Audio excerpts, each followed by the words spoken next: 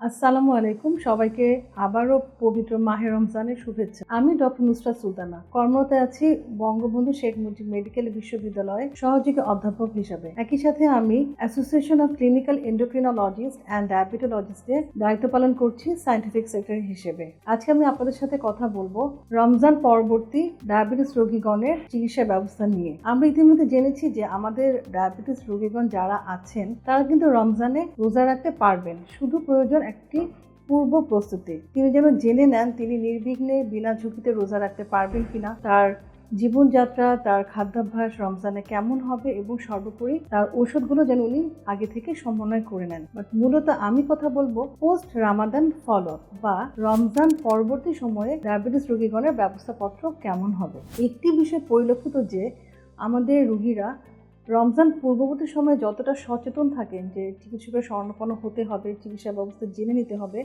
অনেক ক্ষেত্রে দেখা যায় ঈদ পরবর্তী সময়ে তাদের মধ্যে কিছুটা উদাসীনতা পরিলক্ষিত হয়। বাট এই জিনিসটি কিন্তু আসলে গুরুত্বপূর্ণ। এখন কখন উনি তার চিকিৎসকের কাছে যাবেন ঈদের পরে, এমন বাধা ধরার কোনো নিয়ম না থাকলেও ঈদের ছুটির পরে দ্রুততম সময় আসলে যাওয়া উচিত। কেননা আমরা জানি ঈদ উল ফিতর আমাদের মুসলিম বিশ্বের জন্য একটি সর্ববৃহৎ ধর্মীয় অনুষ্ঠান। সেখানে অনেক খাওয়া দাওয়ার আধিক্য থাকে, বিশেষ করে তেল চর্বিযুক্ত খাবার, চিনিযুক্ত খাবারের। সুতরাং আমাদের ডায়াবেটিস রোগীগণের এর ফলশ্রুতি হিসেবে ডায়াবেটিসের নিয়ন্ত্রণ অনেকটা খারাপ হয়ে যেতে পারে এবং তার বিভিন্ন ধরনের শারীরিক সমস্যা হতে পারে, যেমন পানির শূন্যতা, রক্তচাপের সমস্যা, বদহজম ইত্যাদি। সুতরাং চিকিৎসকের শরণাপন্ন হওয়াটা আসলে বাঞ্ছনীয়।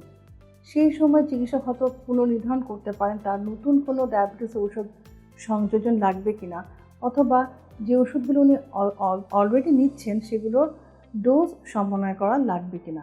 আরেকটি গুরুত্বপূর্ণ বিষয় আছে এই পোস্ট রামাদান ফলো আপে। আমার যে রোগীটি রোজা রাখলেন উনি 1 মাস ভালোভাবে ঠিকমতো সুস্থভাবে রমজান করতে পেরেছেন কিনা, এবং উনি পূর্ণ 1 মাসে রোজা রাখতে পেরেছেন নাকি রোজা রাখাতে কোনো বিঘ্ন ঘটেছিল, শরীর খারাপ হয়েছিল, হাইপোগ্লাইসেমিয়া বা রক্তে শর্করার পরিমাণ কমে গিয়েছিল, অথবা রক্তচাপের সমস্যা বা পানি শূন্যতা হয়েছিল। তো চিকিৎসক কিন্তু এই বিষয়গুলো তখন চিহ্নিত করতে পারেন এবং ভবিষ্যৎ রোজার সময় কী সতর্কতা অবলম্বন করতে হবে সেগুলো বলে দিতে পারেন। আরেকটি বিষয় হচ্ছে এই বছর আমার যে পেশেন্ট বা রোগী নির্বিঘ্নে রোজা রাখতে পারলেন, আমি কিন্তু এমন কোনো নিশ্চয়তা দিতে পারবো না আগামী বছরও উনি একইভাবেই পারবেন। কারণ আমরা জানি ডায়াবেটিস এমন একটি রোগ সময়ের সাথে সাথে নানাবিধ পরিবর্তন হয়, যেমন কিডনি ফাংশনের পরিবর্তন আসতে পারে, হার্টের পরিবর্তন আসতে পারে, অন্য কোনো অসুবিধার সংযোজন হতে পারে। সো প্রতি বছরে কিন্তু নতুন করে চিকিৎসকের শরণাপন্ন হয়ে আবারও রমজানের পূর্ব প্রস্তুতি নিতে হবে।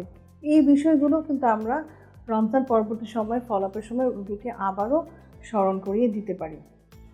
পরিশেষে বলতে চাই আমাদের চিকিৎসক হিসাবে সবারই প্রচেষ্টা আমাদের রোগীগণ যারা রমজানের রোজা রাখতে ইচ্ছুক এবং সক্ষম তারা যেন ঝুঁকিপূর্ণভাবে না হয়ে ঝুঁকি মুক্তভাবে নির্বিঘ্নে রোজা রাখতে পারেন, সেই চেষ্টাতে আমরা সর্বদা আপনাদের জন্য সেবায় নিয়োজিত আছি। সবাইকে আবারও অনেক ধন্যবাদ।